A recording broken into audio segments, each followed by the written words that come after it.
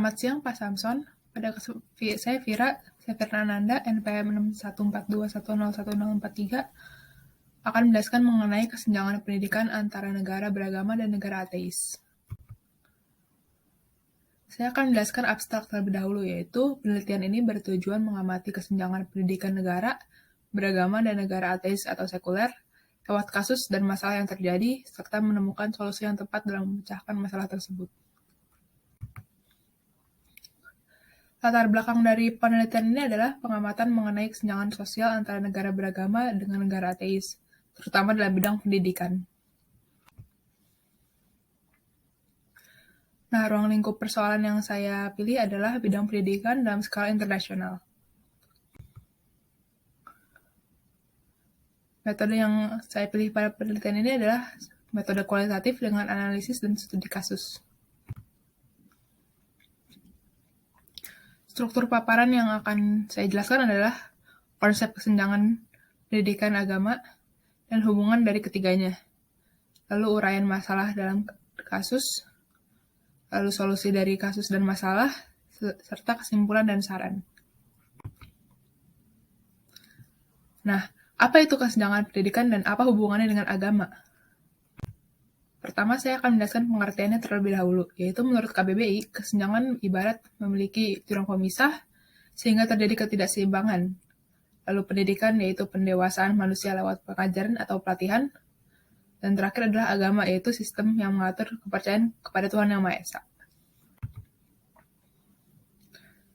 Nah, terdapat 3 hubungan antara ketiga hal tersebut, yaitu kesenjangan pendidikan memiliki arti ketidakseimbangan dalam suatu sistem pengajaran ilmu kepada manusia, terutama dalam pendidikan pada skala internasional.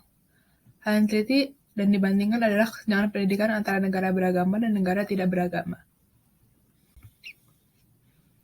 Berikut adalah data mengenai negara yang beragama dan tidak beragama, di mana Indonesia memiliki negara beragama sekitar 93%, dibandingkan USA yang memiliki 53%, Rusia, China, dan Australia yang memilih untuk tidak beragama.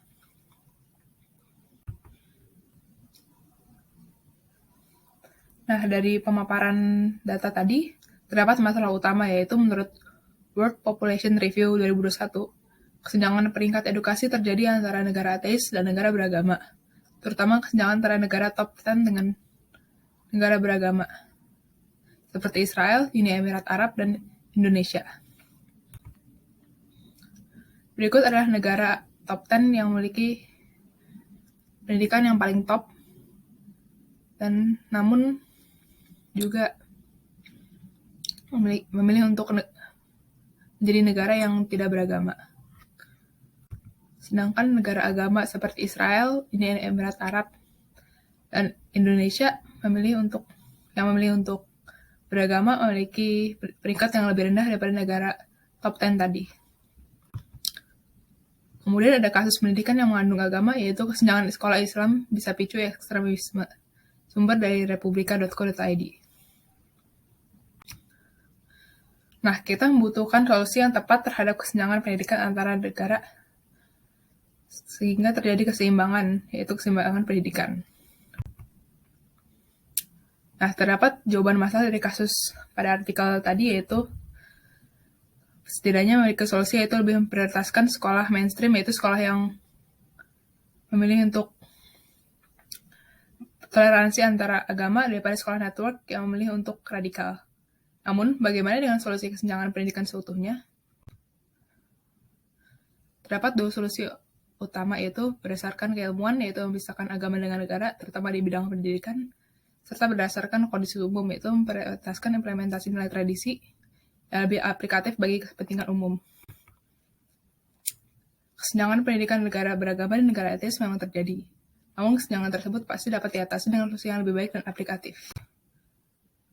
Terdapat saran dari saya, yaitu studi banding antar negara yang berkesenjangan, sehingga mengetahui hal-hal yang berkaitan dengan kesalahan pada pendidikan negara beragama, hingga pemeriksaan kritis dapat terwujud lewat studi banding tersebut. Berikut daftar pustaka yang saya kutip.